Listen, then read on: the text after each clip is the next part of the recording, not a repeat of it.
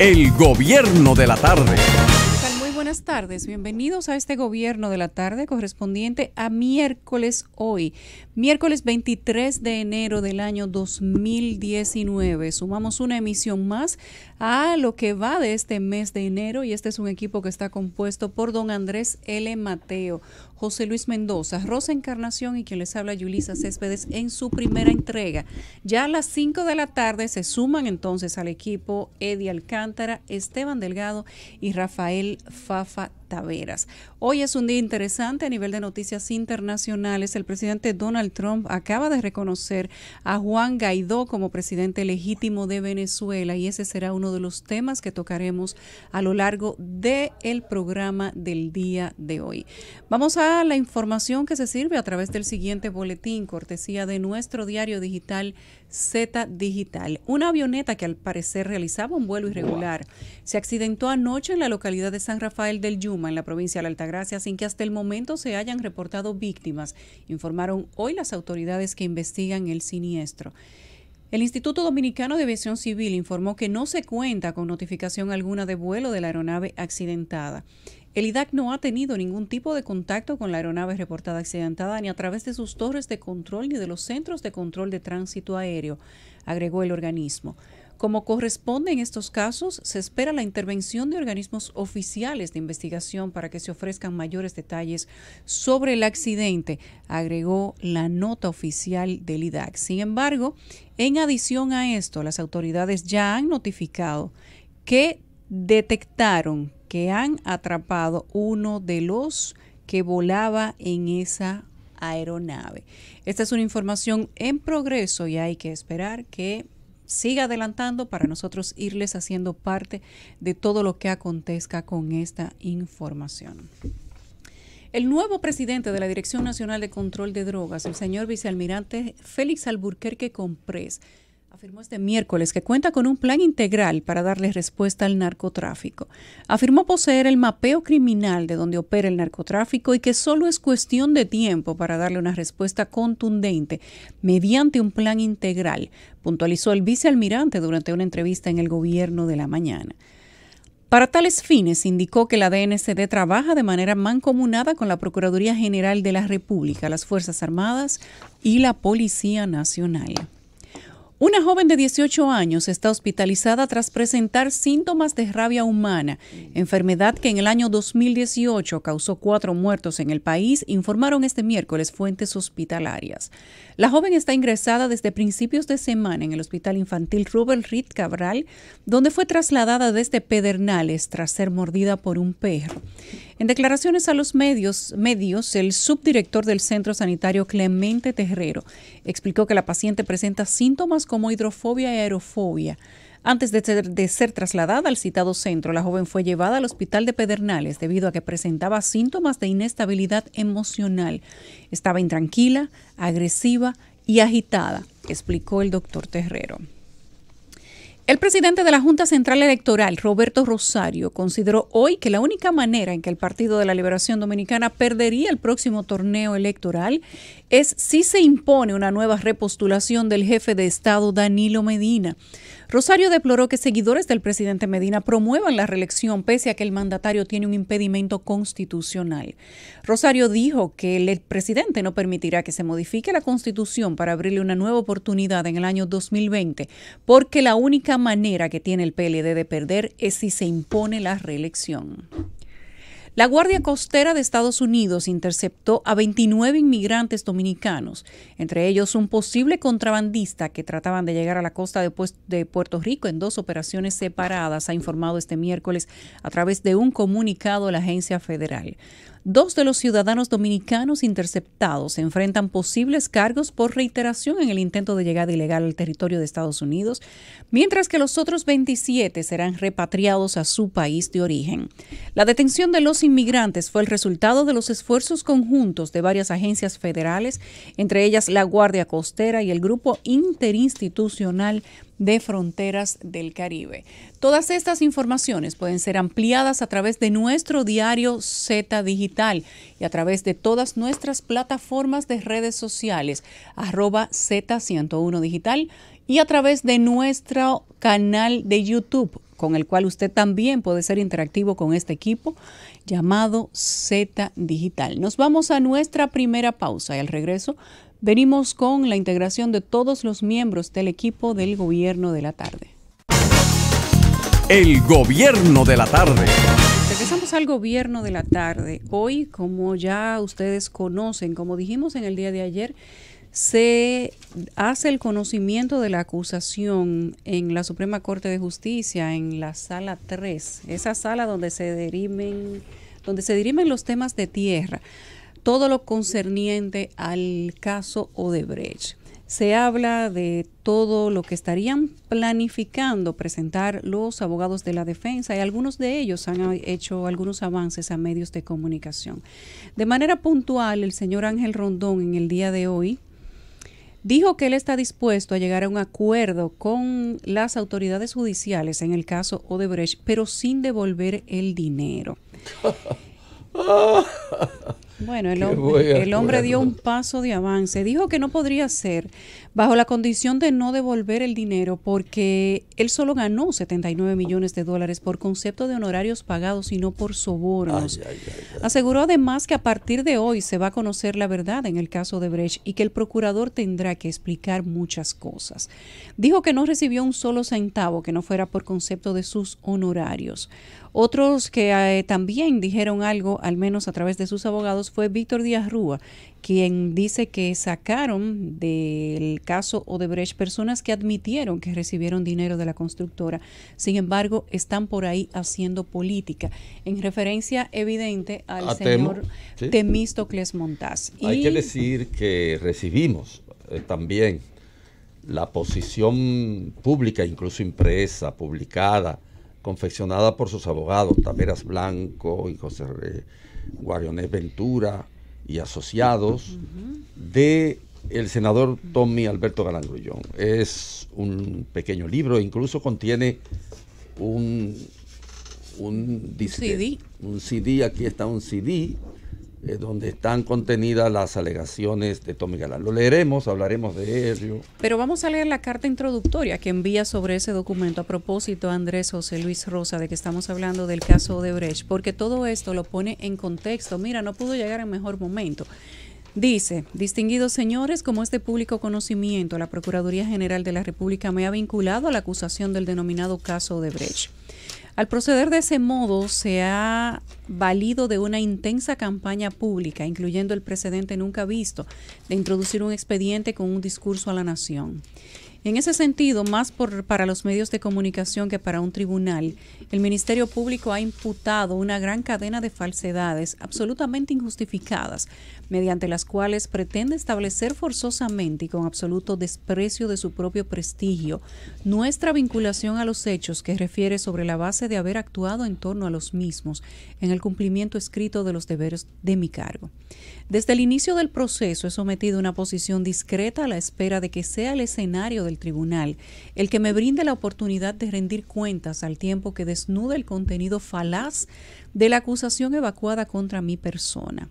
Al hablar al respecto, he recurrido permanentemente a responder que la verdad es mi fortaleza. De ahí que mis abogados, al hacer un documental de la verdad que las desmiente, ha elegido dicha frase para titularlo como una manera de contribuir a la edificación de los interesados y como una respuesta discreta, no así proporcional a la bestial campaña emprendida por el Ministerio Público, con la cual se ha pretendido prejuiciar la población y con ello presionar la justicia. Adjunto a la presente un ejemplar impreso y otro digital del referido documento que no tiene otra intención que no sea la de contribuir a la justa edificación de los medios de prensa, así como del liderazgo mediático y la nación toda, para que sobre la base de la información servida y avalada saque sus propias conclusiones. Se despide Tommy Galán. Ahí está, esa es la posición de Tommy Galán. Hay que leer lo que él llama la verdad es mi fortaleza. 41 páginas. Y hay que señalar algunas cosas. Yo hice una intervención ayer sobre este caso y por supuesto, aunque el procurador ha sido rotundo señalando que el Ministerio Público ha hecho un trabajo serio y dice él que por primera vez en la historia de la República Dominicana, sin tener que mirar ni partidos, ni que los imputados ejerzan cargos, ni nada de eso, se ha sometido a una determinada cantidad de personas que no pueden justificar su patrimonio y que hoy tienen un expediente verdaderamente contundente, dice él. Sin embargo, de acuerdo con lo que uno ha investigado, este es un caso que yo me lo sé al dedillo y que durante todos estos años, todos los últimos años hemos estado hablando, investigando sobre él, leyendo, tratando de indagar el más mínimo rasgo, pista, para tratar de toparnos con la verdad. Y ciertamente que es un expediente que llega desflecado. No hay consorciados incluidos, no hay financiación electoral, no hay sobreprecios y evidentemente que tampoco hay, digamos, la joya de la corona.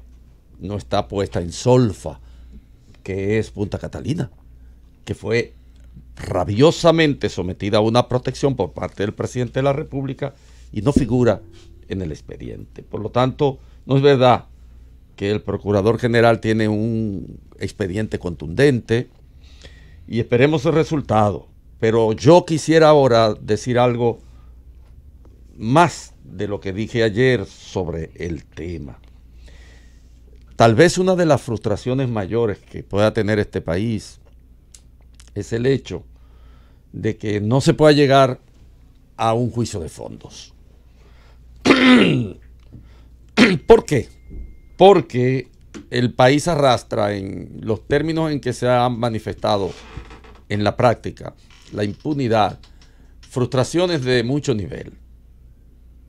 No es posible que a la altura del juego la sociedad dominicana no haya podido llevar a la justicia a figuras connotadas, emblemáticas de la corrupción.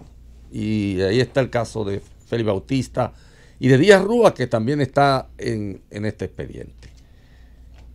Porque en un caso fue archivado de forma directa por la decisión de un juez, se archivó, y en otro caso por la decisión de un director del PETCA que clausuró todos los aportes documentales que la que entonces era fiscal del Distrito Nacional logró reunir.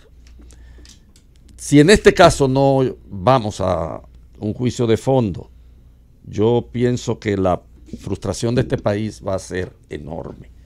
Y todo parece indicar que ese expediente desflecado, que ese expediente totalmente parcializado o que oculta más de lo que puede poner sobre el tapete, tiende a terminar con la carencia de un juicio de fondo, puesto que si uno mira todo el background de la acusación, se da cuenta que en su mayoría está fundada en las afirmaciones de quienes fueron protagonistas de las delaciones premiadas en Brasil y en algunos casos desempeñaron un papel aquí en el despliegue, en la expansión de esa estrategia de buscar contratos que tenía Odebrecht fundada en elementos concretos: sobornos, sobreprecio, financiación electoral, que eran la base de la acción de Odebrecht. Vámonos con suerte, vámonos con Dios, como dicen los guagüeros, y esperemos que arribemos a un juicio de fondo, por lo menos para que la sociedad dominicana vea proyectado toda la intríngulis de un sistema de corrupción bien montado y bien solidificado en nuestro país. Así es, señor Andrés. Hoy nosotros tenemos que analizar con un poco más de profundidad lo que ha dicho el señor Ángel Rondón, quien, como les comenté hace unos minutos, José Luis, don Andrés, Rosa y amigos oyentes, está dispuesto a llegar a un acuerdo en el caso de Brecht, pero dice él que sin devolver el dinero. El señor Rondón entiende que los 79 millones de dólares de lo que se habla en el caso de Brecht no fueron para soborno, sino que él se lo ganó. Y entonces, él recibió 72. él en particular. Él admite que Él lo recibió admite. 79 millones de dólares, sí, pero que fueron por concepto de honorarios. Porque él es un hombre muy capaz. Sobornos. El hombre muy capaz y le pagan 1 millón mensual. Exacto, y 79 meses, 79 millones. Entonces, el señor Rondón dice que él le buscaría una solución al caso, pero que esta solución no podría ser sobre la base de la devolución del dinero, que a partir de hoy se va a conocer la verdad y que el que va a tener que dar muchas explicaciones sería el procurador. Y esto, a pesar de que es quizás un capítulo más de una novela que mucha gente podría estarse imaginando, no deja de ser importante. ¿Por qué? Porque independientemente de cualquier cosa que pudiera la opinión pública o la sociedad, en vista de todo lo que se ha hecho en el caso de Odebrecht, descalificar porque venga de parte del señor Ángel Rondón, no deja de ser él la figura principal de todo este caso y la llave maestra, quien si hubiese querido o en su defecto si el Ministerio Público hubiera presionado, apresado, manejado de otro modo, ya habría dado todas las respuestas que fueran necesarias para que el caso hoy estuviera claro. En Perú, por ejemplo, Jorge Barata es el equivalente al Ángel Rondón dominicano. En Perú, la llave para dar todas las informaciones y la apertura al caso la dio Jorge Barata. Claro. Pero ¿de qué manera la dio Jorge Barata? Fue apresado en un restaurante al día 3 de que las autoridades peruanas recibieran todas las informaciones que recibió también República Dominicana. Recuerden que aquello fue un video viral. Él estaba en un restaurante, estaba tomando un trago e inclusive tenía el vaso en la mano cuando llegaron las autoridades del Ministerio Público y hasta el vaso rodó porque no le dieron momento para hacer absolutamente nada. Fue detenido en ese instante y el señor Jorge Barata todavía al día de hoy no ha salido de la cárcel. No, ese no sale por ahora porque además él fuera la clave para detectar el soborno al presidente Toledo de 20 millones de dólares, que fueron reinvertidos a través de la figura de la madre de la esposa y de otros canales de inversión con los cuales Barata tenía mucha relación. Correctamente. Entonces, ¿cómo ha sido ese, digamos que ese proceso, ese debido proceso? En Perú, el señor Jorge Barata entró a prisión en ese momento, ya hace más de un año. No ha tenido en ningún momento una flexibilización de esa medida. No ha tenido en ningún momento una negociación diferente a decir toda la verdad y que la verdad que él diga, si tiene calidad para llevar hasta un juicio de fondo el caso, entonces sobre la base de eso ellos iban a negociar. No era que tenía la oportunidad de mentir, de decir todo lo que él dijera, de librar a las personas que él decidiera y que entonces él iba a salir fuera. No, Jorge Barata tuvo que negociar en prisión y en prisión sigue. Lo único que le hizo diferente, confesar y decir la verdad al señor Barata en Perú, fue que se le ha disminuido la pena. Pero de esa información de Jorge Barata ha salido que lo que Odebrecht dijo que dio como soborno en Perú no fue esa cantidad, sino 17 veces más. Exactamente. Y todo eso salió del manejo que le dio el Ministerio Público de Perú a la prisión del señor Jorge Barata, que vendría siendo el equivalente de Ángel Rondón en República Dominicana. ¿Cómo ha sido el manejo en ese país? Después de que Jorge Barata cantó como un gallo, porque la verdad es que no se puede decir de otra manera, empezaron a caer los expresidentes, porque a pesar de que algunos de los delatores premiados de Odebrecht en Brasil mencionaron expresidentes, no fue sino hasta el momento que Jorge Barata confesó y empezó a aportar pruebas que todo eso pudo hacerse de calidad, que pudo tener peso como para construir un expediente. Pero la Fiscalía de Perú no se quedó ahí.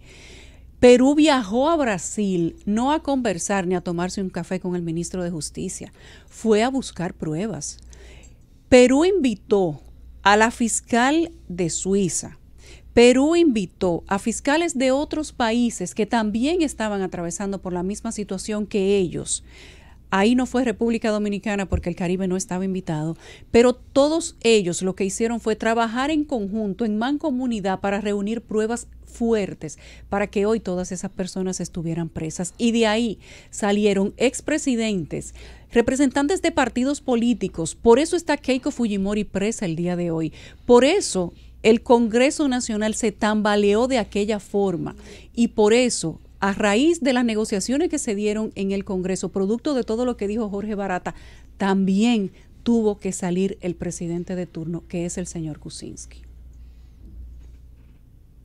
Bueno, ciertamente este es un caso importante y sería bueno ver en resumen cuáles son los señalamientos que la Procuraduría General de la República tiene con respecto a cada uno de los encartados.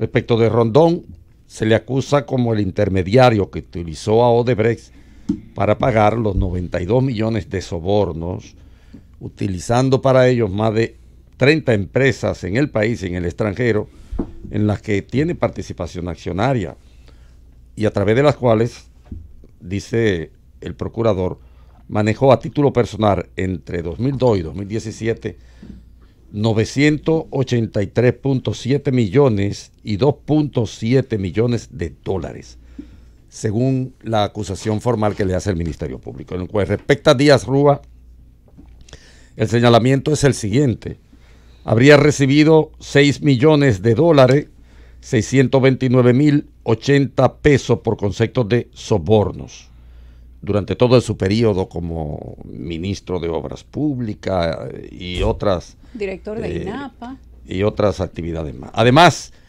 incrementó su fortuna en más de un 200% entre el 2004 y el 2008, al llevarla de 63.5 millones a 414,083 millones de pesos. Estos son pesos.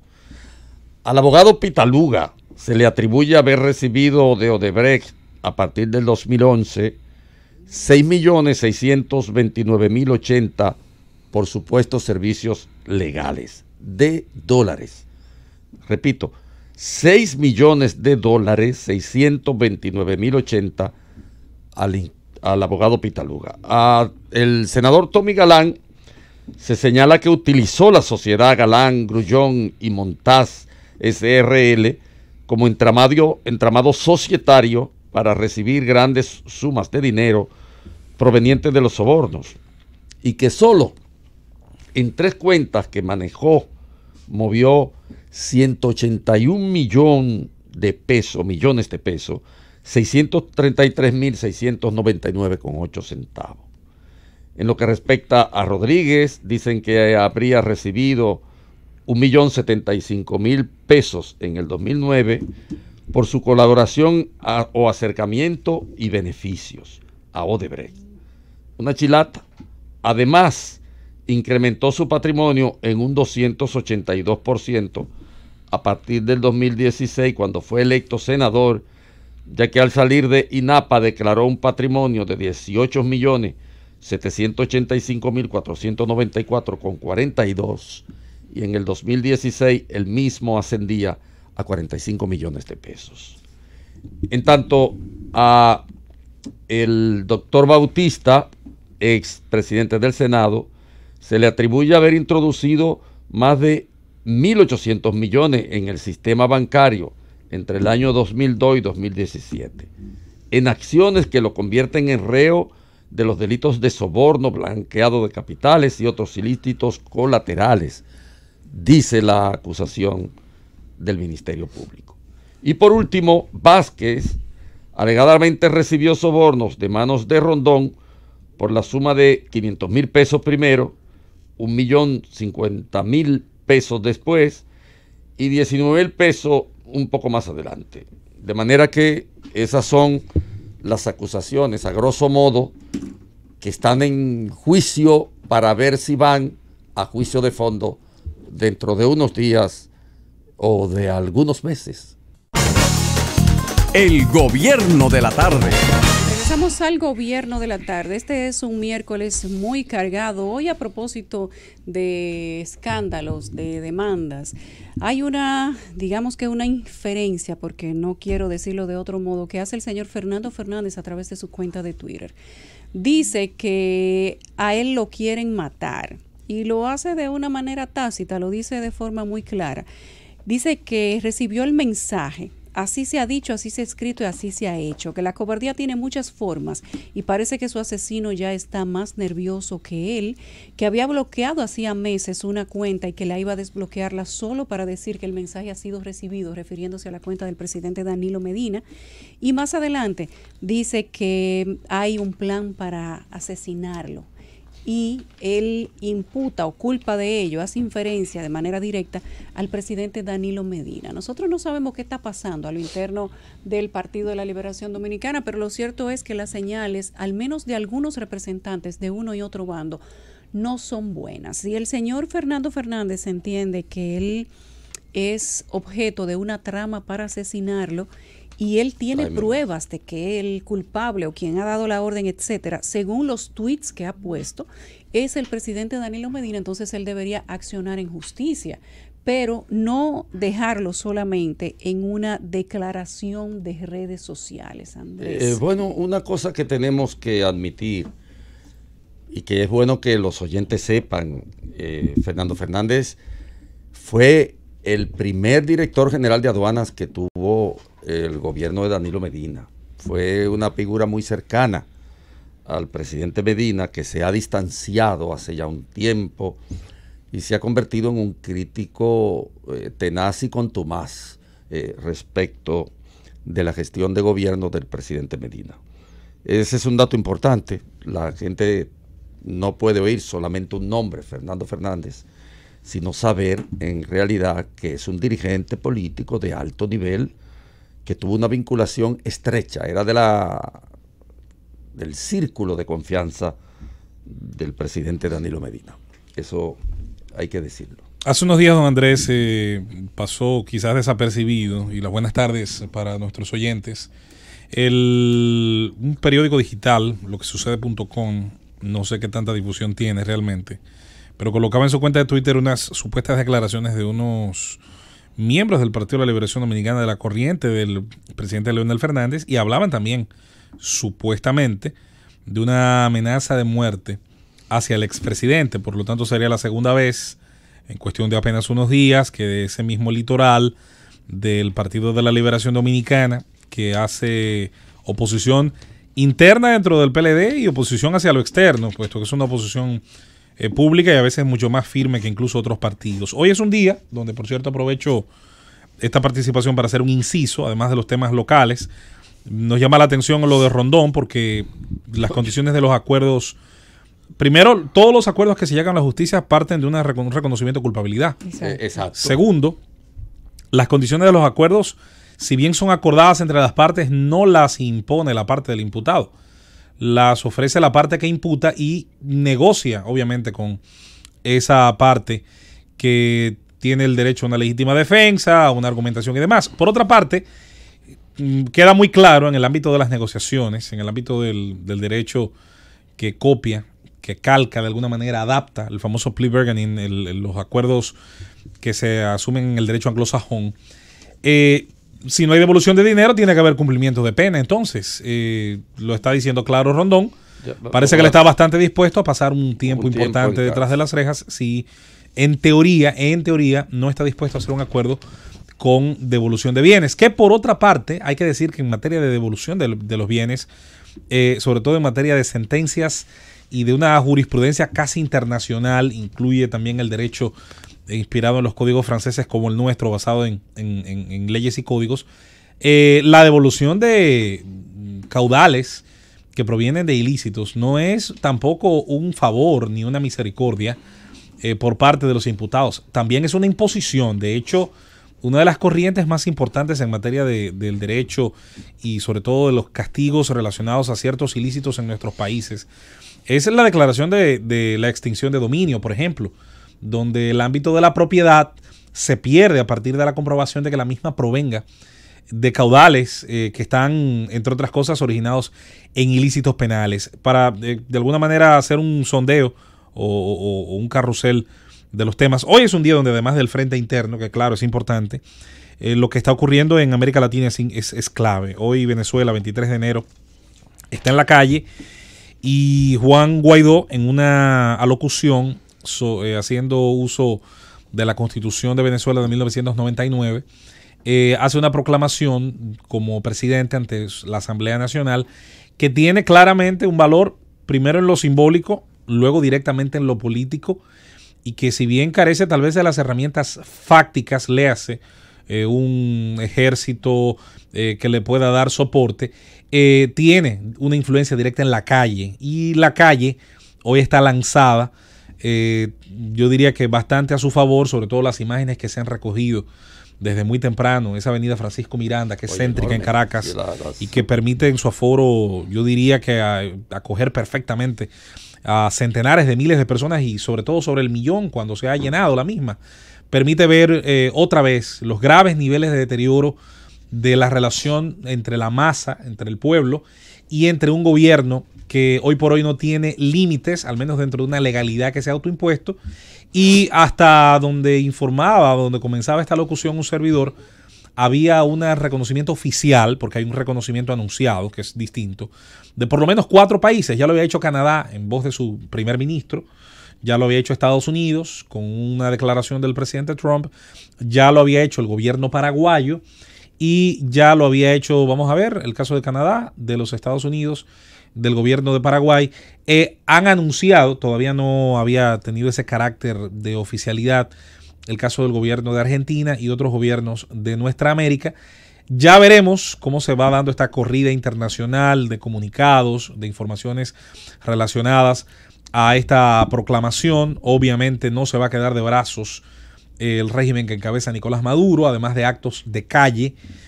También comienza el famoso tema de la reacción, sobre todo de los distintos organismos armados, FAES, FANB, SEBIN y otros de los distintos organismos y siglas que se corresponden a la parte coercitiva del poder en ese país. Y bueno, a ver qué va a estar ocurriendo. Hoy todos los políticos en el exterior que han estado desde hace tiempo saliendo de Venezuela, como Julio Borges, entre otros, Ledesma, que está en Washington, han estado pues dándole todo su apoyo a Juan Guaidó. Y bueno, ya lo acaban de hacer. Donald Trump envió un comunicado hoy porque no lo habían hecho de manera oficial. Ese lo mencioné. Él directamente. Sí. La verdad Colombia, es que Perú, Ecuador y Costa Rica acaban de hacerlo también. Una demostración hoy. Ustedes saben que también el gobierno tiene la convocatoria a una manifestación.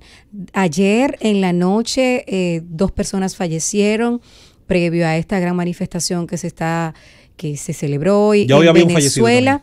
Hoy hubo otro fallecido. Entonces, eso es lo malo cuando un país está en la situación económica, social, política que está Venezuela, una crisis agudizada desde hace ya mucho tiempo, que lo que no se recupera son las vidas que se pierden en ese tipo de manifestaciones. Lo que sí es que hoy ya Juan Guaidó, por varios presidentes, incluyendo hoy oficialmente a través de un comunicado, Trump reconoce a Guaidó como el presidente de la República Bolivariana de Venezuela. Él es el presidente del Parlamento y ahora hay que ver qué pasa. Yo vi en un video a Maduro bailando muchísimo y como que sonriendo, su personalidad típica. Hay que ver lo que ocurre hoy en el transcurso del día porque todavía es muy temprano y... Por cierto, no es el único presidente que hoy está pasando un mal día. Otro presidente de una elección muy cuestionable, Juan Orlando Hernández, está también siendo señalado por, en este caso, se le va a investigar por presuntos nexos con el narcotráfico. Una acusación que lo ha perseguido hace mucho tiempo.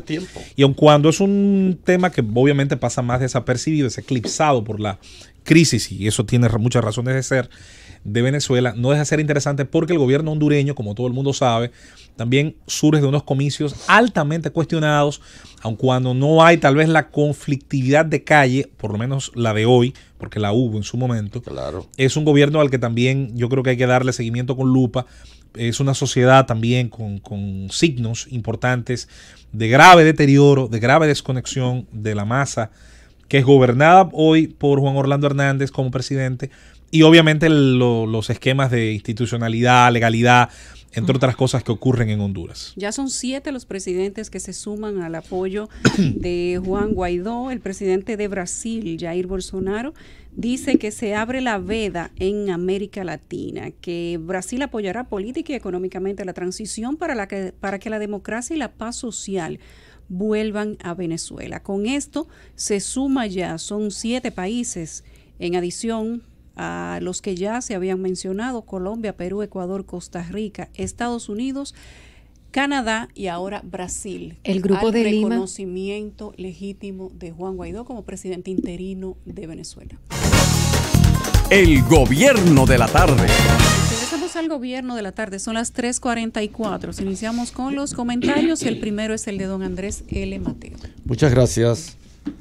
Yo quiero volver sobre la explosión de la recicladora de aceite de el sector Nuevo Horizonte, que se llama Selantra, y sobre la que hemos estado nosotros insistiendo en este programa. Incluso, según he visto, se ha reflejado en algunos periódicos los señalamientos que nosotros hemos hecho aquí sobre esta empresa Selantra y sobre la responsabilidad que se supone que tiene que tener por lo que ocurrió en ese sector Nuevo Horizonte.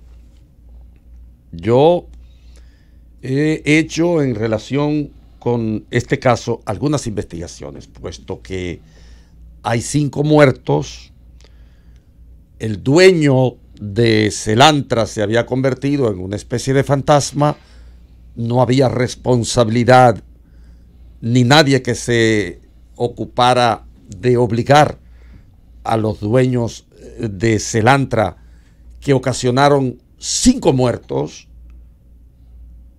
a asumir su responsabilidad frente a los acontecimientos. La explosión de esta recicladora es sin ninguna duda la muestra más clara de la indefensión social. Lo decíamos en el comentario pasado sobre este tema. Es una expresión clara de la pobreza moral de este país. Sobre todo si agregamos a esa cuenta los elementos con los cuales este hecho se ha estado tratando de desdibujar, y la irresponsabilidad que las autoridades encargadas de proteger y velar a gente que vive en situaciones como esa ha ocurrido frente a este caso. Es una expresión sin duda de esa pobreza moral de nuestro país, pero sobre todo del desbarajuste institucional en el que nosotros vivimos. Bueno, yo voy a decir ahora el nombre del dueño de la empresa. El dueño de la empresa se llama Patricio Veras y él ha dicho a través de un tercero que estaba haciendo una prueba de la caldera y que en ese momento esa caldera explotó. Hay señalamientos respecto de algunas vinculaciones del señor Patricio Veras con sectores oficiales, pero eso es lo de menos frente al hecho. Eso es lo de menos frente al acontecimiento de la explosión de la recicladora de aceite del sector Nuevo Horizonte, cuya caldera reventando produjo 5 muertos de la comunidad y empleados de esa estructura que comenzaba a reaparecer como empresa. Repito, el dueño se llama Patricio Veras y él dice que estaba haciendo una prueba de la caldera y que la caldera simplemente explotó. Pero hizo mutis, no aparece en ninguna de las indagaciones y de las investigaciones que se han hecho. Yo he conseguido el nombre a través de un funcionario, de un militar que estuvo en el inicio de las investigaciones. Pero ¿qué ha hecho este señor para asumir sus responsabilidades? ¿Qué ha hecho el Ministerio Público para establecer las responsabilidades por la muerte de 5 ciudadanos que son pobres, sí, forman parte de ese asalariado jornalero que está en la 4ª categoría de los 14 salarios mínimos de la sociedad dominicana, pero son seres humanos y merecen ser protegidos por la sociedad en la cual viven y padecen. Sobre todo porque este caso de la explosión de la caldera, antes de convertirse en tragedia, había sido denunciado por los comunitarios, advirtiendo la peligrosidad del reciclaje de aceite que se hacía allí y hastiados por el olor, por la penetrante humedad que creaba este tipo de manipulación de aceites a partir de una caldera que se movía en la medida que iba siendo calentada. Se denunció durante 4 oportunidades ante el Ministerio de Medio Ambiente. Incluso en un reportaje que se publica en el día de ayer, creo que en el periódico Acento, algunos de los habitantes de la zona que concurrieron a Medio Ambiente y que Medio Ambiente antes del accidente había mandado a la zona 2 inspectores, cuentan que estos mismos inspectores les dijeron que quien tenía que resolverle era el dueño, este señor Patricio Veras, pero que si él no les resolvía, que volvieran por allá por el Ministerio de Medio Ambiente. Y así tocaron otras esferas oficiales,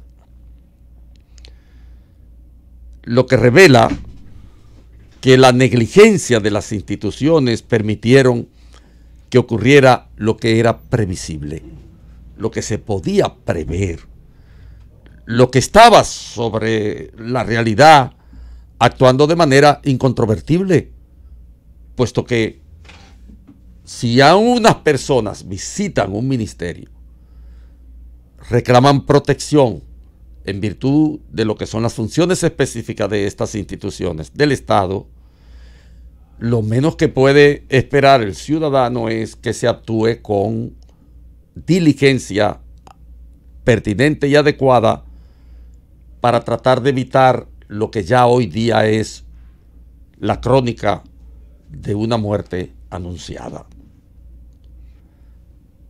Uno no tiene más que quedarse frente a los hechos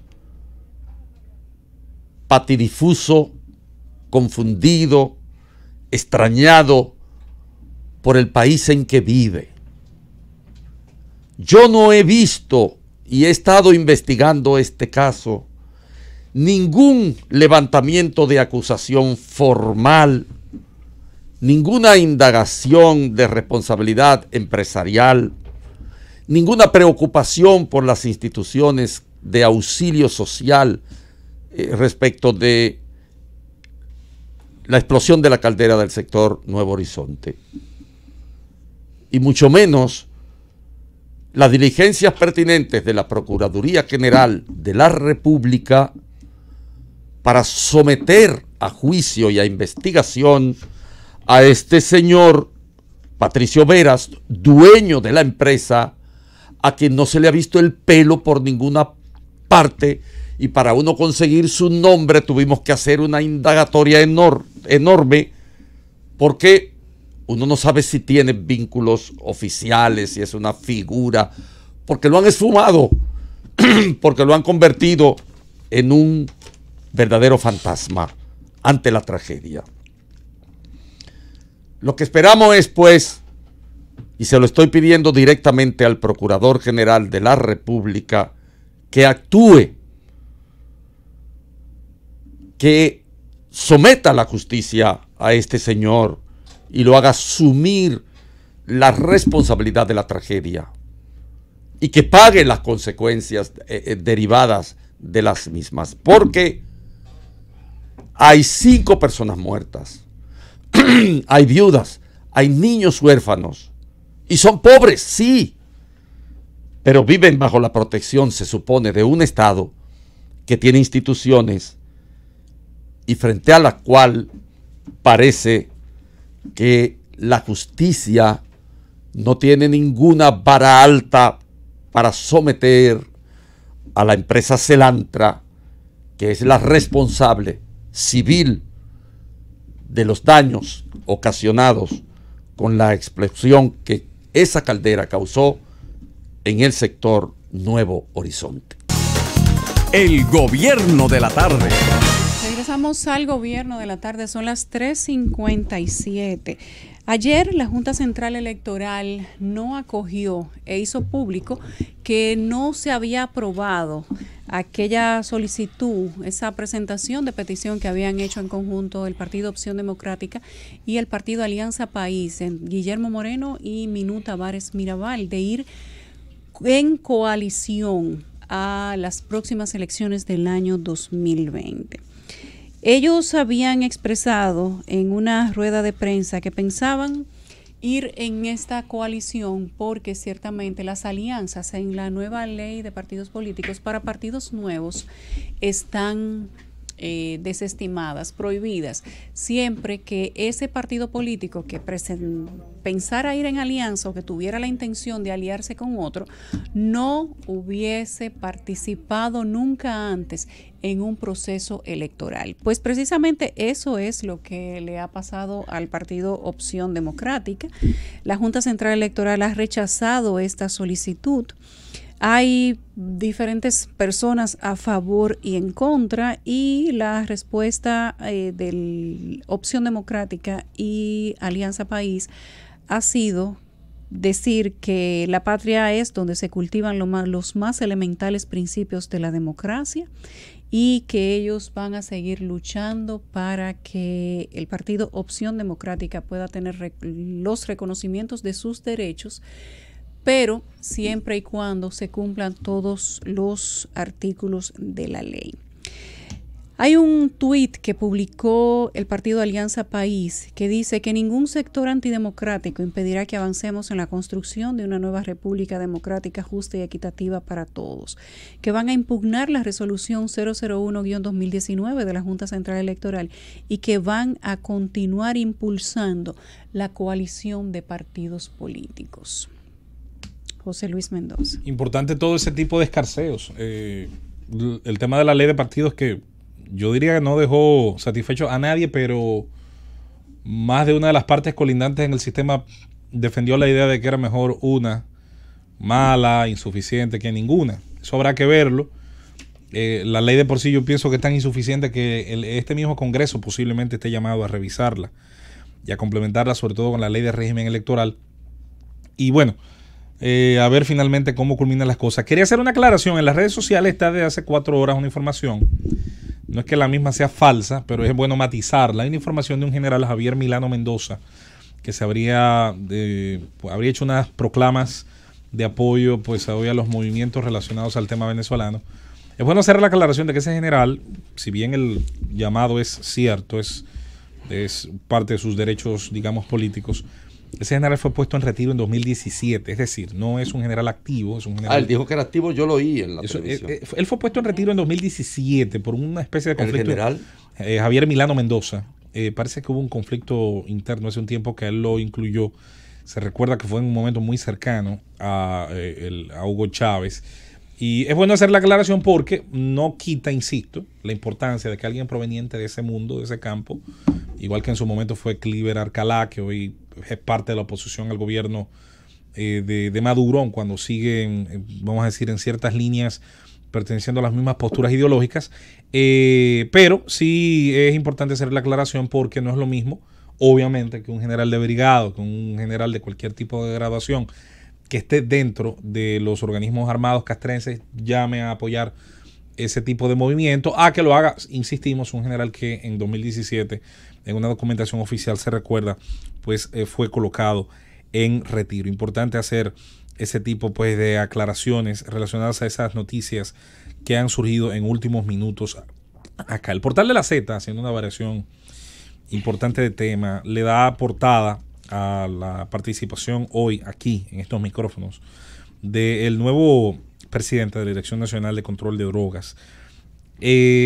Vamos a decir que una terminología muy correcta, muy de la mano con el tema de respeto a las instituciones habló, y dijo que solamente era cuestión de tiempo para dar golpes contundentes al narco. El tema de los decomisos, yo creo que el señor almirante Alburquerque lo sabe, Félix Alburquerque Comprés, vicealmirante, perdón, no tiene tanto que ver con las cantidades decomisadas, sino con los porcentajes decomisados. Hemos insistido acá en que el enorme crecimiento que se ha venido dando, sobre todo desde el año 2016, a las cantidades decomisadas, no vamos a decir que es malo, jamás.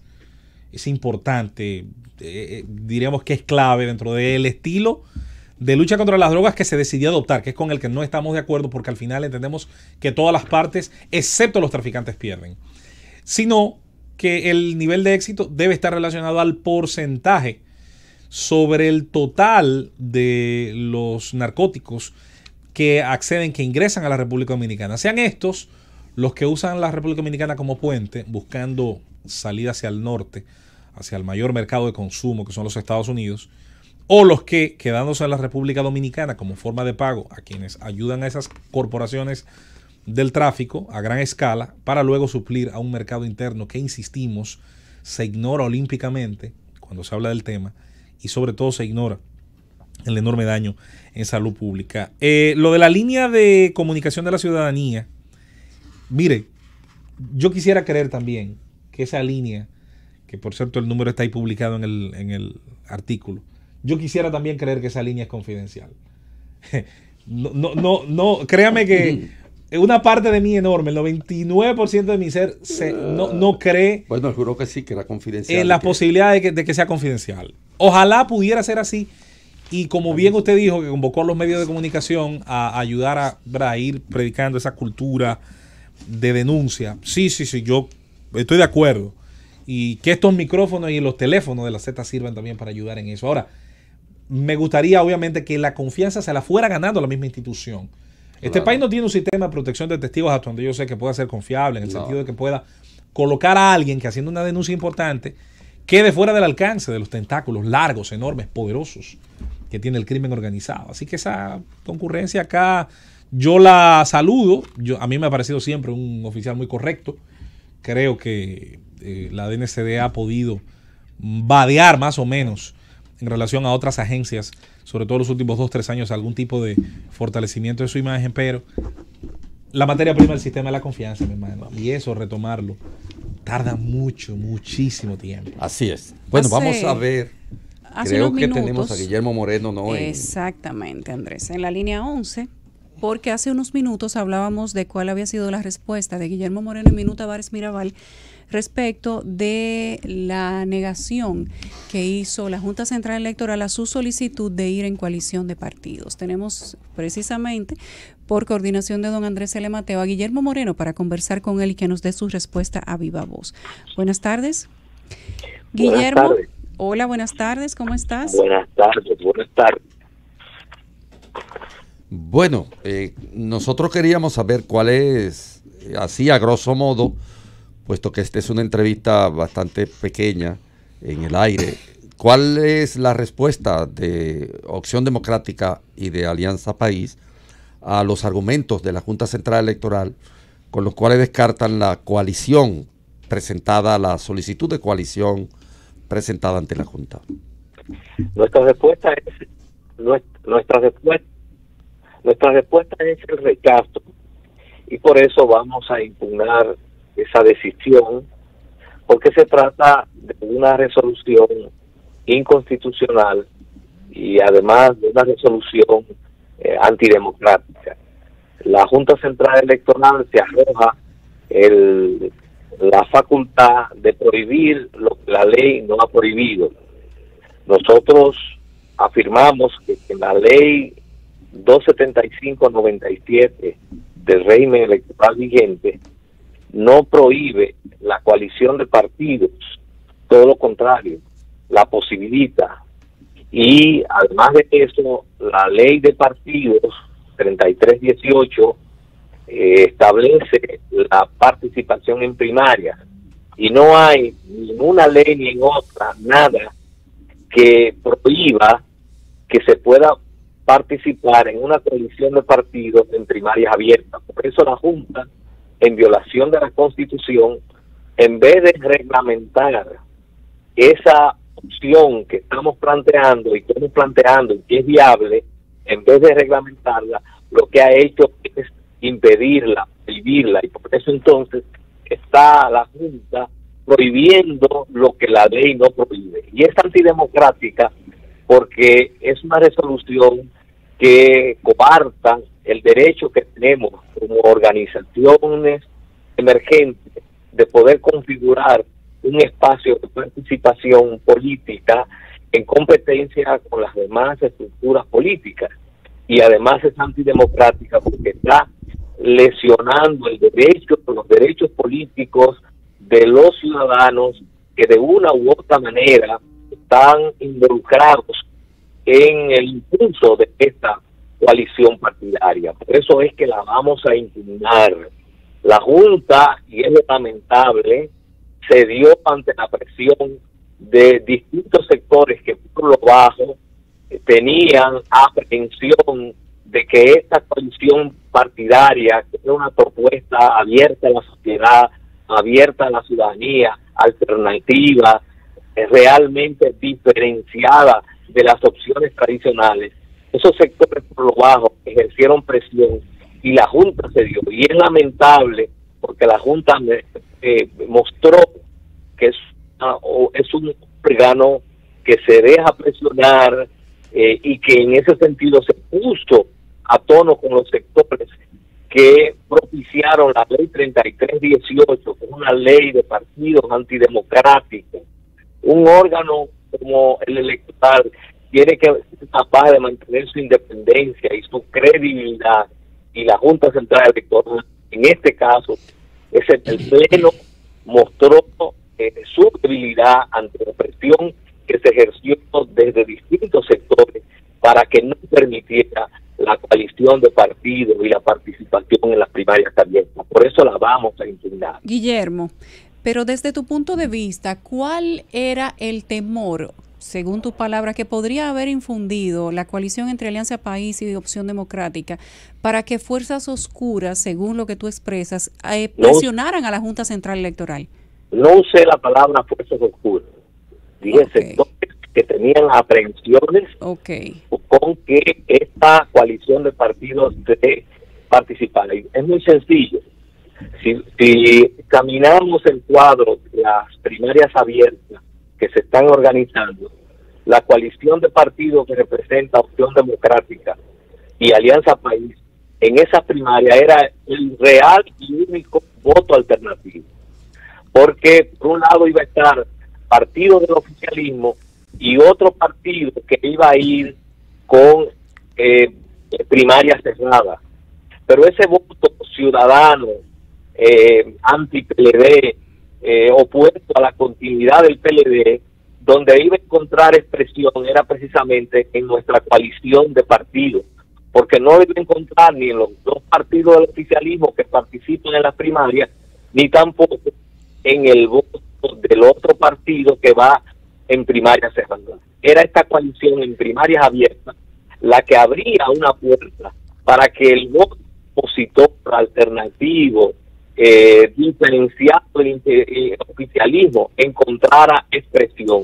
Y eso fue precisamente lo que se ha tratado y lo que se está pretendiendo limitar y evitar. ¿Y cuál es la instancia, Guillermo, que se va a apelar esta resolución de la Junta?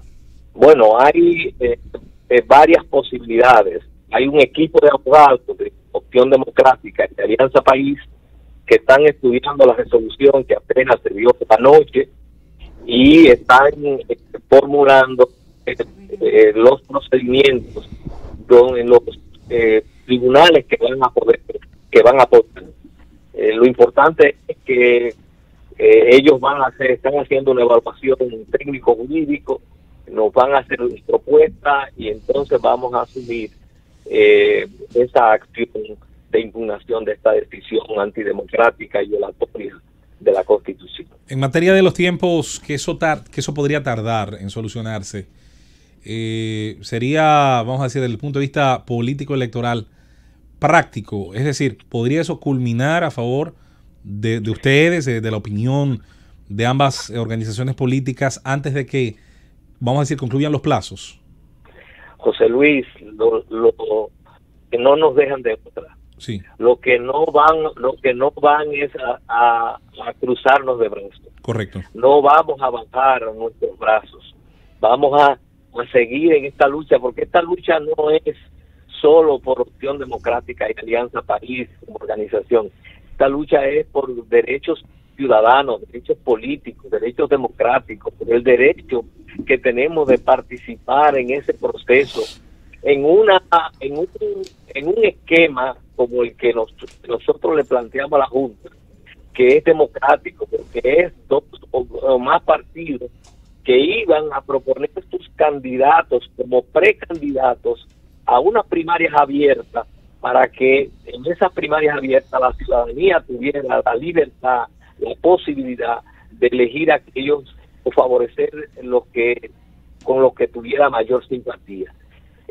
Como esto se trata de participación ciudadana, de derechos políticos, no podemos ceder y no podemos dejar de luchar. Lo importante es que Opción Democrática y Alianza País están decididos a continuar fortaleciendo esta propuesta de coalición de partidos y a encontrar las vías para no renunciar a este propósito de presentarle una propuesta alternativa y diferenciada de cara a lo que son las aspiraciones reales del pueblo dominicano. Bueno, gracias a Guillermo Moreno por haber tomado nuestra llamada y darnos su parecer respecto de esta declaración que ha dado la Junta Central Electoral en el día de ayer. Vamos a una pausa y regresamos de inmediato. El gobierno de la tarde. Regresamos al gobierno de la tarde, son las 4:16. En este preciso momento, el presidente Nicolás Maduro en Venezuela se dirige a la masa de ciudadanos, dice él, chavistas, socialistas, que se encuentran frente a la principal avenida de Venezuela, donde se están dando también enfrentamientos entre diferentes grupos. El presidente Nicolás Maduro se paró en su palacio de Miraflores y desde allí está dirigiendo palabras a toda esa masa enardecida que dice que Guaidó no es presidente. Dentro de las cosas que ha dicho y que se encuentra diciendo en este momento, mientras nosotros hablamos, él está dando ese discurso en vivo, ha dicho que si puede un cualquiera ser presidente en Venezuela, que quién elige al presidente y la gente responde el pueblo, que quién elige a los alcaldes y la gente que tiene al frente responde el pueblo, quién elige a los representantes, quién elige a los diputados, y por ahí continuó haciendo una serie de preguntas que tenían una misma respuesta. Luego dijo, ¿es el gobierno gringo? No, los elige el pueblo. Y el presidente de la República Bolivariana de Venezuela lo eligió el pueblo, no lo eligió Washington. Por lo tanto, Washington no lo va a quitar. Solo algunas de las palabras que menciona el presidente Nicolás Maduro en ese discurso que está dando en este momento desde el Palacio de Miraflores en medio de la tensión tras la autoproclamación del diputado venezolano Juan Guaidó como presidente encargado del país durante una marcha opositora en Caracas el día de hoy. Lo cierto es que las cosas empiezan a calentarse a partir del día de hoy en Venezuela. Van 7 muertos. Sí, ya está en la ha avenida, avanzado de manera vertiginosa. Eso es lo en la avenida Anacaona de nuestra capital. Hay una enorme aglomeración también de ciudadanos venezolanos ahí en el área cercana a la embajada de ese país. De alguna manera, en casi todos los polos a donde se ha trasladado población de ese país, que ha salido no por gusto, no por clima, no por vacaciones, ha sido directamente una expulsión por asuntos económicos, por forma de vida, por libertades y otras cosas, pues es natural aquí, en cualquier lugar donde esa migración haya sido numerosa, que se estén dando réplicas, claro, adaptadas a cada contexto de ese tipo de marchas. Hay, por cierto, quemaron una estatua de Chávez hoy durante las manifestaciones. Y colgaron otra en otro lugar también. Hay un enfrentamiento ahora mismo también en Barinas, uno de los municipios de la capital, entre fuerzas del orden y personas que forman parte de la manifestación. Y por otra parte hay un documento que anda pues en las redes, ya ha cruzado el Caribe, con respecto a una especie de gabinete, si se quiere, del asombro simbólico,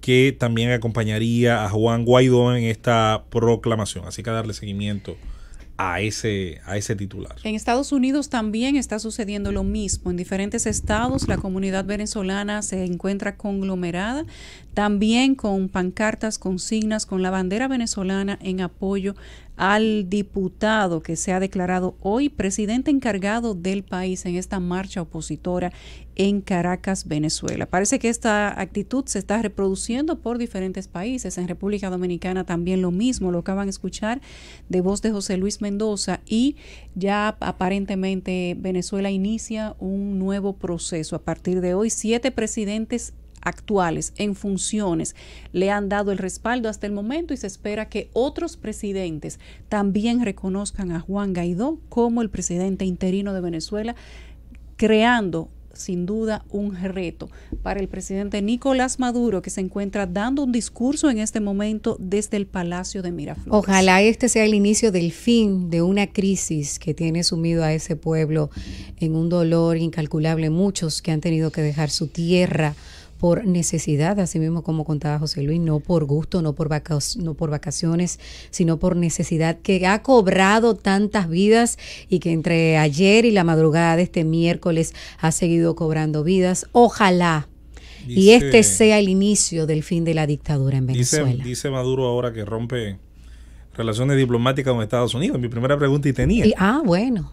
Pero bueno. Pero ¿qué se puede esperar? Lo que pasa es que él había dicho en el día de ayer, previo a los disturbios que se presentaron, porque ayer también se dieron 2 marchas en las calles de Venezuela, principalmente en Caracas y en otras ciudades cercanas, donde él decía, hablándole a la gente, tratando de disipar esta proclamación de Guaidó, que iba a revisar los términos de sus relaciones con Estados Unidos como una manera de dejar dicho que quería restablecerla, que quería salvar lo que quedaba de esas relaciones en pos, evidentemente, de evitar lo que hoy está sucediendo. El presidente Nicolás Maduro sigue dando su discurso desde el Palacio de Miraflores, y nosotros les mantendremos informados minuto a minuto de todo lo que está sucediendo en este momento en nuestro hermano país, Venezuela. Aquí continuamos en la Z101 y seguimos con los comentarios. Es el momento de escuchar el de Rosa Encarnación. Gracias, Yulisa.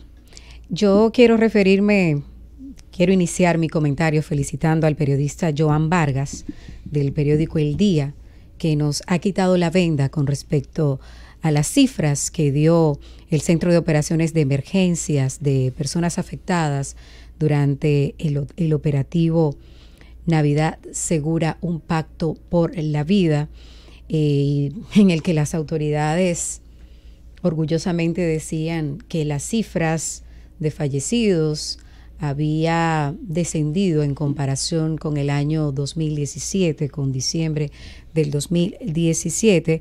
Hablamos de ese periodo que se da entre la celebración de Nochebuena y Navidad, Año Nuevo y el fin de año. Este periodista ha hecho un trabajo para el periódico El Día en el que destaca que las autoridades omitieron 10 muertes. Juan Manuel Méndez, quien es el director del COE, él ha aceptado, ha admitido que ciertamente hay 10 fallecidos que no están registrados porque supuestamente estaban fuera del alcance de este operativo o de estos operativos. Más bien es uno que se divide en 2 etapas.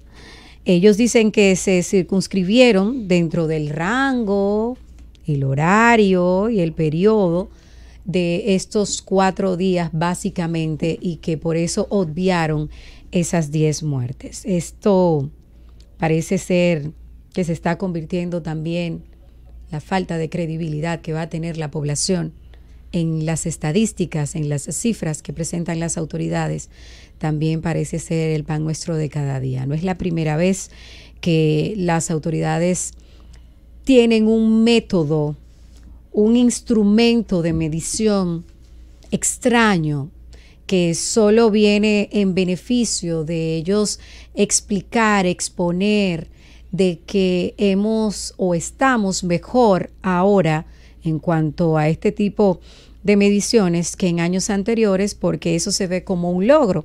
Ya hemos discutido aquí que cuando se pierde una vida en una familia, usted no puede venir a hablarle de estadísticas porque para ellos se acaba el mundo. Es lo peor que le está pasando a esa familia. Pero aquí sí medimos las muertes, los accidentados, los intoxicados por bebidas alcohólicas, los que se intoxicaron también por ingesta de alimentos. Y lamentablemente esa metodología que utilizan las autoridades es muy conservadora y solo busca presentar una posible solución de un problema que está latente. Miren, ni maquillar cifras ni suavizar estadísticas puede resolver un problema que tenemos que reconocer.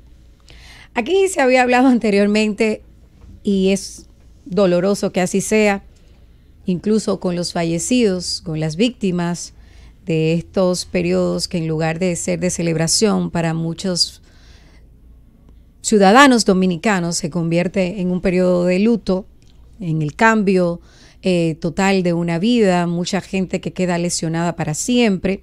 Y es una lástima que también con este tipo de víctima aquí se quiera disfrazar las cifras, las estadísticas para dar a entender que se está trabajando en la solución del problema, que las medidas que ha tomado el gobierno, que las políticas fallidas, ausentes, utópicas, que solo existen en el papel, han dado buenos resultados, y uno siempre se sorprende cuando pasa este tipo de cosas, pero peor aún, si es con fallecidos, si es con personas que dejaron dolientes, o sea, que se trate de relajar. Y yo recuerdo que recientemente, el año pasado, el Foro Ciudadano estaba hablando de que aquí en República Dominicana se estaba calculando el déficit habitacional de una forma inadecuada para dar la impresión de que se había reducido.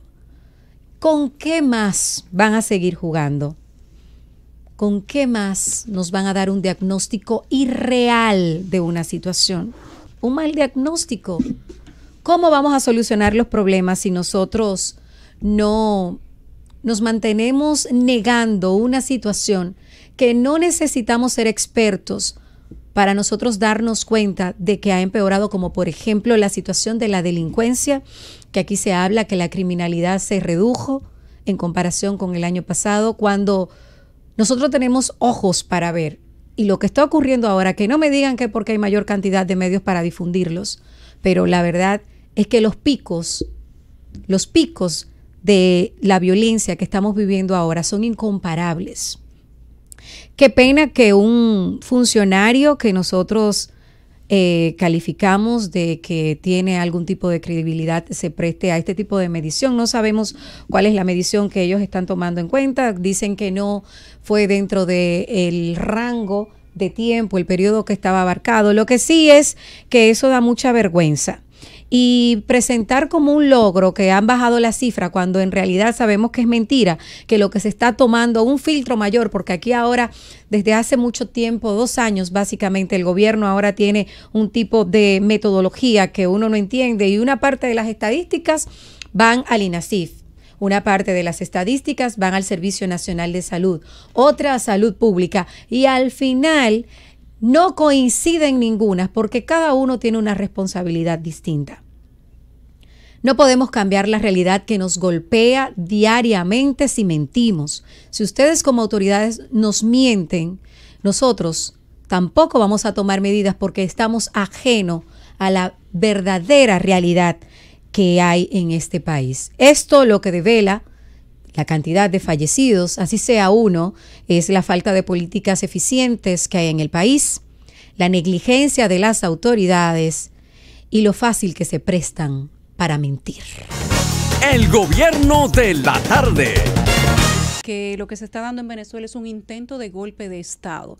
Lo acaba de declarar y dice que al gobierno, a los chavistas, a la presidencia, lo que le toca es tener nervios de acero y cordura para resistir, que van a resistir y que van a doblegar el pulso a quienes intentan dar otro golpe de Estado a la República Bolivariana de Venezuela. Tiene varios minutos haciendo ofertas sociales varias y apoyo a planes especiales. Hay uno de manera especial que habla de pensiones, que lo creó ayer. No estoy hablando ayer en el tiempo pasado, sino ayer, ayer día 22. De enero. Y dice que va a crear uno nuevo, un plan nuevo, y que eso va a pasar en estos próximos días, que es trabajo para quienes no tienen, para las personas que están avanzados en edad o que son adultos mayores. Y ha dicho que este plan lo acaba de decretar, se llama Misión Chamba Mayor, que será la continuación de la Misión Chamba Juvenil, que ya él había dado apertura, que había creado, y que a la gente que no se preocupe, que todo va a estar bien, que va a haber comida, que va a haber trabajo, que va a haber paz social, y que él se compromete a mejorar la situación del sistema de salud, pero que resistan, que Venezuela va a salir más fuerte de este nuevo intento de golpe de Estado. Continúa hablando en este momento el presidente Nicolás Maduro en el Palacio de Miraflores. Bueno, ha subido el salario mínimo no sé cuántas veces. El problema es que tú lo puedes incrementar todas las veces que sea. Si la inflación va más rápido, no estás haciendo sino ayudar a seguir devaluando una moneda que, por cierto, inauguró un cono monetario hace cuestión de meses como Bolívar soberano, después del Bolívar fuerte, que a su vez también fue la sustitución del Bolívar como tal. Entonces, crea una moneda, supuestamente criptomoneda, que al mismo tiempo no tiene ese concepto porque es reconocida por su propio Banco Central y que se suponía estaba atada al precio del barril del petróleo. Al mismo tiempo se violenta esa misma supuesta legalidad. Dice Maduro, José Luis, que el presidente de Turquía se llama Endorgan. Imagínese usted, si ni siquiera sus aliados. A mí lo que me preocupa es que él dice que de ahí no se va nadie, que vamos al combate y las vidas me siguen preocupando. Te diré, es que esos muertos... Te diré que muchos de los gobernantes que cayeron o huyeron estaban poco tiempo antes haciendo aseveraciones cuando el señor Cara de Piña de Panamá, Noriega. Bueno, Gaddafi cayó haciendo promesas. Estaba diciendo que le iba con el machete, iba a hacer no sé qué cosa. Un día después estaba refugiado en la Nunciatura. Hay que decir que son muy guapos hasta que se ven por supuesto, doblegados. Recuerden que la idea de la eternidad en política está muy basada sobre la obediencia de las armas. Y eso es lo que hasta ahora está en disputa, saber si eso va a permanecer así, si eso va a mantenerse de manera pues hasta ahora inamovible, porque es lo único que ha permitido durante tanto tiempo, durante mucho tiempo, mantener cierta estabilidad, por lo menos de facto, de fuerza, basada solamente en eso, en la capacidad que tienen las armas de articular el poder. Por eso insistimos, no se le puede llamar golpe a cualquier cosa, por más que se quiera y por más que se haya querido jugar con ese término, sobre todo a conveniencia muchas veces del que asigna esa terminología. Los golpes y los poderes de facto se cimentan sobre las armas. Los cuarteles, sobre todo cuando están unidos en una misma dirección, no importa si es la correcta o incorrecta desde el punto de vista de la historia, son los que van a sostener gobiernos. En el caso, nosotros mismos en la historia dominicana tenemos miles de ejemplos de gobiernos autocráticos que duraron muchísimo tiempo, no porque la sociedad les apoyara, no porque tuviesen un cuerpo ideológico abundante en beneficios para su población, no, pura y simplemente tenían el apoyo, el monopolio de la fuerza que constituye sobre todo la definición de los estados, como citaba Emil Chirenos en su participación aquí recientemente. Lo que ahora cambia, y yo estoy clarísimo, ¿qué ha cambiado? Señores, el entorno internacional no es lo mismo que esté gobernando una gran parte de América Latina aliados al gobierno de Hugo Chávez antes y ahora el de Nicolás Maduro. Gente que le deba favores. Vamos a escuchar, José Luis, algunos minutos lo que está diciendo en este momento el presidente Nicolás Maduro desde el Palacio de Miraflores. Bueno, Estados Unidos ya le advirtió. Aquí está. Yo me formé con el gran maestro de la democracia venezolana, Hugo Chávez Frías. Él fue nuestro maestro. de vida democrática.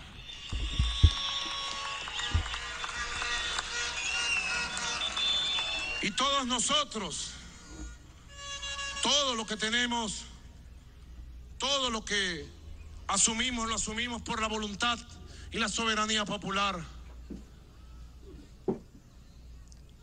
Los que me acusan de dictador son los que pretenden ahora imponer un carmonazo, un guairazo de Guaire.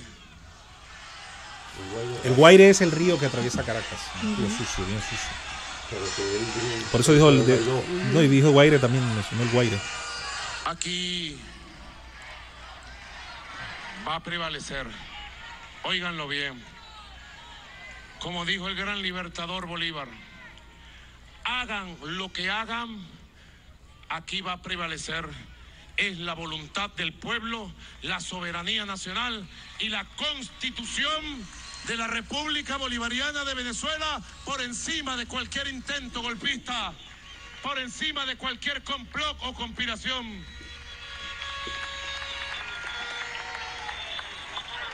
Tenemos que prepararnos cada vez más. Hay que fortalecer los gobiernos. Aquí tengo al gobernador del estado Miranda. ¿Quién eligió al gobernador del estado Miranda? Aquí tengo a la alcaldesa de Caracas. ¿Quién eligió a la alcaldesa de Caracas? El pueblo. Y yo le pido a los gobernadores. Nosotros tenemos 19 gobernadores y gobernadoras de los 23 estados. Le pido, vamos a redoblar la batalla contra la guerra económica y por el buen gobierno para atender al pueblo. Nosotros tenemos legítimamente 307 de 335 alcaldes del país. 307 de 335 alcaldes. Casi el 90%, ¿verdad? Poco tienen. Yo le pido a los alcaldes, alcaldesas, gobernar en la calle cada vez más cerca del pueblo y atender y resolver todos los asuntos de nuestro pueblo. Yo le pido a todos los órganos del Estado, a los poderes del Estado, al Poder Judicial, al Poder Ciudadano, al Poder Moral, le pido también, al Poder Electoral, le pido fortalecer la institucionalidad, la honestidad, el trabajo por Venezuela. Llamo a cerrar filas a los poderes del Estado en defensa de la democracia y de la paz venezolana en este momento. Lo que sí que la piña se le está poniendo agria a él. Se siente sofocado. No, para mí en el momento es difícil. Agotado, se le siente expresarse así. Bueno, es la Fuerza Armada Nacional Bolivariana, a los militares de nuestra patria. Fuerza Armada Nacional Bolivariana, lleno de militares está el palacio. Máxima lealtad, máxima unión, máxima disciplina, que esta la vamos a triunfar también. Esta lucha vamos a vencer también. Bueno, ahí están algunos momentos del discurso en vivo. Estamos conectados a un enlace directo para escuchar el discurso en este momento, minuto a minuto, del presidente Nicolás Maduro, a partir de la proclamación que ha hecho Juan Guaidó, quien dice que asume la responsabilidad de ser el presidente interino de Venezuela y que llamará a elecciones legítimas y constitucionales. Así es. Estados Unidos advirtió hace un momento a Nicolás Maduro de que si él responde con violencia, ya ellos tienen varias alternativas sobre la mesa para responderle. Ustedes saben la intromisión también de los Estados Unidos en estos asuntos. Bueno, lo que pasa es que según la Constitución de Venezuela, cuando se habla de una usurpación de poder, entonces sí hay carta abierta para que la comunidad internacional intervenga. Entonces, por esto es que se ha venido dando todo este proceso de que primero tenía la Asamblea Nacional que declarar un presidente interino, no podía ser antes, y que alguien tenía declarado por la Asamblea Nacional que tomar la primacía para que entonces se declarara desde la Asamblea Nacional una violación constitucional y una usurpación de poder, y además tenía que darse el reconocimiento internacional de esa persona como encargado, presidente interino, para que se entendiera que podían activarse esos artículos de la Constitución Bolivariana de Venezuela. A partir de hoy se empieza probablemente a escribir un nuevo capítulo. Maduro lo cataloga como un nuevo intento de golpe de Estado de parte de Estados Unidos. Ha anunciado hace unos minutos que ha roto relaciones diplomáticas con Estados Unidos de América. Usted podría entender que, bueno, eso parecería que era un hecho de facto porque no se entendía que había muy buenas relaciones, pero él lo acaba de hacer de manera oficial. Responsabiliza al presidente Donald Trump de estar detrás de este intento de golpe de Estado nuevamente a Venezuela, dice Maduro, mientras que en las calles de Venezuela la población está tirada con cacerolas, con banderas, con pancartas, diciendo, asumiendo a Guaidó como su presidente, como su encargado interino del país y afirmando que Nicolás Maduro ha sido un advenedizo que se ha apropiado del poder, que quiere instaurar nuevamente un proceso de dictadura en Venezuela y que ellos quieren que se llame a nuevas elecciones democráticas. Aquí seguimos dando seguimiento minuto a minuto a la situación que sucede hoy en Venezuela. Esta proclamación de Juan Guaidó y este discurso que se encuentra dando en este momento desde el Palacio de Miraflores, el actual mandatario legítimo o ilegítimo Nicolás Maduro. El gobierno de la tarde. Regresamos al gobierno de la tarde. Ya saben que le estamos dando seguimiento minuto a minuto a lo que está sucediendo en el hermano país venezolano. Las cosas parece que van a seguir siendo un poco movidas, agitadas, críticas en Venezuela, y hay que esperar a ver qué va a pasar después de que se termine el discurso que está dando el presidente Nicolás Maduro en el Palacio de Miraflores. Está haciendo una extensa intervención donde de manera central ha declarado que hay un intento de golpe de Estado en Venezuela. El frente del Palacio de Miraflores está lleno de personas, miles y miles de ciudadanos que dice Maduro que son los que los apoyan, que son los verdaderos chavistas, pero además tiene una gran cantidad de militares levantando banderas rojas y profesando apoyo al presidente Nicolás Maduro, quien de manera pública en ese discurso le ha pedido total lealtad en este momento de situación de crisis que vive Venezuela. Dice que lo único que necesitan es nervios de acero y cordura, y que todo lo que está sucediendo en este momento el chavismo lo va a superar. Recuerden que ya van 7 países que se han sumado al apoyo internacional del señor Juan Guaidó como encargado interino de Venezuela, y que el presidente Nicolás Maduro acusa de manera directa al presidente Donald Trump de estar detrás de un supuesto intento de golpe de Estado. Mientras que la oposición afirma que hoy es un día de cambio para Venezuela y que a partir de aquí se va a empezar a escribir una nueva historia democrática, que el presidente Nicolás Maduro es un usurpador del poder que está en el Palacio de Miraflores en franca violación a la Constitución bolivariana, y que Juan Guaidó como encargado tiene que llamar a unas nuevas elecciones democráticas. Así va Venezuela, así va ese país, y desde aquí seguimos dando seguimiento minuto a minuto. Mientras en República Dominicana, el señor Gerardo Pérez Pons, quien fungiera como director de emprendimiento de la Universidad Nacional Evangélica, podría ser extraditado en los próximos días a Puerto Rico, luego de que se completaran los trámites para su extradición para responder por varios cargos. De acuerdo a fuentes oficiales, los Estados Unidos solicitaron como en extradición al señor Pérez Pons por los cargos de asociación delictuosa, robo de fondos públicos y robo de identidad.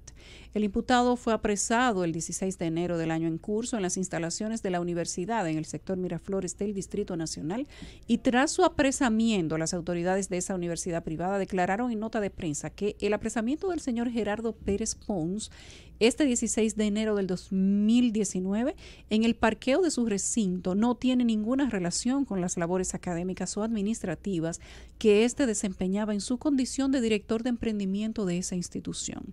Tan pronto el rector de la universidad, el ingeniero Epifanio González Minaya, tuvo a disposición la información preliminar de que el apresamiento del señor Pérez Pons a requerimiento de las autoridades federales de Estados Unidos y la Procuraduría General de la República responde a un proceso de investigación en el que se presume hay hechos reñidos con la ley, procedió a suspenderlo en sus funciones hasta tanto hayan conclusiones en la justicia, explica el comunicado. El señor Pérez fue contratado como docente en el año 2013 y en noviembre del 2016 fue designado como director de emprendimiento, funciones que hasta el momento de ser apresado desempeñó con eficiencia y observando una conducta inobjetable. En las evaluaciones del 2013 para su ingreso no se encontraron hechos imputables. Así va la situación en República Dominicana y de la avioneta que aterrizó anoche o se precipitó a tierra dominicana en Yuma, San Rafael de Yuma. Todavía no hay una definición de información clara. Las autoridades dicen que no venía con un plan de vuelo, que no pidió autorización en momento alguno a la torre de control para aterrizar en territorio dominicano y que no se comunicó en ningún momento con las autoridades de vuelo de República Dominicana, no hizo ningún intento de contacto con los centros de control de tránsito aéreo. Al llegar las autoridades al lugar del incidente, ya la avioneta había sido totalmente descargada. Se siguió el rastro y las autoridades han informado que dieron con una de las personas que venían en la avioneta. Es toda la información que se tiene por es probable por un asunto lógico que la misma haya volado mucho tiempo a baja altura para obviamente pasar desapercibido en los radares. Eso es una altura a veces incluso hasta de menos de 1.500, 1.000 pies. Y ocurre, como mucha gente quizás sabe, otros no, que al volar a bajas alturas la presión atmosférica opone una gran resistencia al vuelo, sobre todo de una avioneta, de un avión ligero. ¿Y qué ocurre? El combustible tiende a gastarse antes de tiempo. Los vientos a los que tiene que hacer oposición muchas veces una aeronave a baja altura, pues provocan un mayor gasto de su energía y tiende a ocurrir sobre todo en ese tipo de vuelos con mercancías ilegales, bueno, con droga, porque generalmente nadie vuela con muñeco falsificado, es de droga que se trata. De forma oculta no. No es de zapato hecho en China, sino que se trata literalmente de vuelos para llevar grandes cantidades de estupefacientes. Pues tiende a ocurrir muchas veces esto cuando se ven obligados a volar a baja altura durante muchísimo tiempo, y ahí es donde se dan casi siempre los desvíos, los derribos o las caídas de estas aeronaves. Ahí no era ajo que llevaban, ¿no? De eso que decomisan en la frontera. Bueno, decía eso es droga por un tubo y 7 llaves. Por eso decíamos lo de las cantidades, de decomiso. Hoy que estuvo acá el vicealmirante Alburquerque, no es tanto que decomisemos más, es si el porcentaje del total que se decomisa ha crecido o se mantiene igual, porque claramente el mundo está viviendo por varias razones, sobre todo las caídas de las FARC, entre otros temas relacionados a los países productores, una explosión de la producción de estupefacientes. Hablando de drogas, dijo el director del DNI hoy que en el momento en que Machete se instaló en República Dominicana no tenía orden de captura, que por eso él pudo instalarse libremente. Eso nunca había pasado. No tenemos precedentes al respecto. Decía una fuente de Noticias Caracol en Colombia que él estaba siendo buscado por la Interpol desde el año 2015. De hecho, que ese mismo año había volado hacia República Dominicana. Parece que hay una... No están de acuerdo con el tiempo en que estuvo de estadía aquí. Sí, parece que hay incongruencias entre una agencia y la otra. Pero mientras tanto, en Colombia dicen que el señor Machete, honorable señor Machete, llegó a República Dominicana en 2015 y que en ese año había sido puesto en búsqueda por las autoridades de Interpol a solicitud de las autoridades anticrimen y contra las drogas de Colombia. A propósito de DNI, una fuente nos informa que la aeronave de la que estamos hablando, que se precipitó en San Rafael del Yuma, pudo haber venido desde Colombia, que es la teoría que se maneja hasta el momento. No han develado la matrícula. Y que no traía matrícula. No traía matrícula y físicamente no tenía ningún tipo de descripción. Normalmente las aeronaves tienen una numeración, tienen unas letras que hablan de su procedencia, inclusive hablan del tipo de avioneta que es, pero esta no traía nada, simplemente estaba totalmente pintada de color gris, no tenía letras, no tenía placa, no tenía números. Y como el tema de las drogas en República Dominicana está en su total apogeo, hay que ver si el que venía manejando era deportado. Uno que fue ministro de Interior y Policía y que ahora es precandidato a la presidencia por el Partido de la Liberación Dominicana, Carlos Amarante Baret, él se acaba de dar cuenta que hemos fallado con esa estrategia que él dice que es impuesta por Estados Unidos para emplear medidas para contrarrestar, declararle la real guerra al narcotráfico, y está invitando a que se haga un debate nacional para que la gente también participe de qué se puede hacer como una política efectiva para poder contrarrestar. ¿Y por qué él no sugirió eso cuando era funcionario? Porque son más creativos cuando ya no están en el cargo.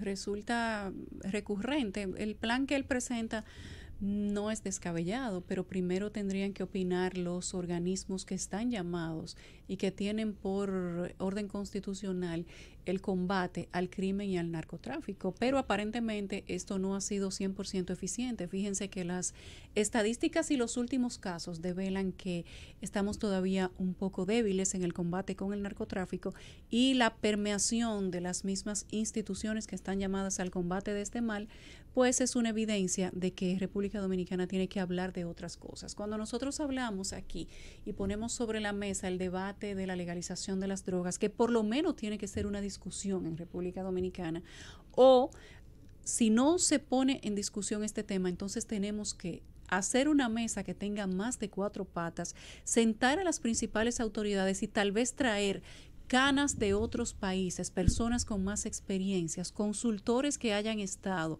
en transformaciones reales de sociedades que estuvieron en un combate fallido contra el narcotráfico y la criminalidad, y entonces hacer una mesa de consulta para ver qué plan estratégico nacional puede tener República Dominicana para trabajar esto. Ahora fue que le llegó la luz a él. Se ponen más creativos cuando ya no están en el cargo. No le pasa solamente a él, les pasa a todos. Inclusive a los presidentes, les surgen grandes ideas cuando ya no son presidentes. Pero que la apunten para que no se le olvide y así cuando vuelvan a ocupar, porque aquí se repite en el cargo. Si no, pregúntenle a Fadul, que ha ido 2 veces a ese mismo ministerio. Él pudiera, dependiendo de las negociaciones, volver para allá. Entonces vamos a anotarla para que no se le olvide, porque están fuertes ellos. Vamos a regalarle una libretica para que los candidatos y los funcionarios que salen, repiten, vuelven y entran, entonces tomen nota de cuáles son las ideas que se les ocurren cuando ya no están en el cargo, que aparentemente piensan que esas sí van a funcionar. Las que ellos tenían mientras eran funcionarios no funcionaban. Miren, aunque parece una concatenación, pero no lo es. Es así, todos tienen grandes ideas, brillantes ideas, cuando salen de los cargos, y todos creen cuando salen de los carguitos que pueden ser presidenciables. Nos vamos a la pausa, le decimos bye bye y hasta mañana a Rosa Encarnación y a don Andrés L. Mateo.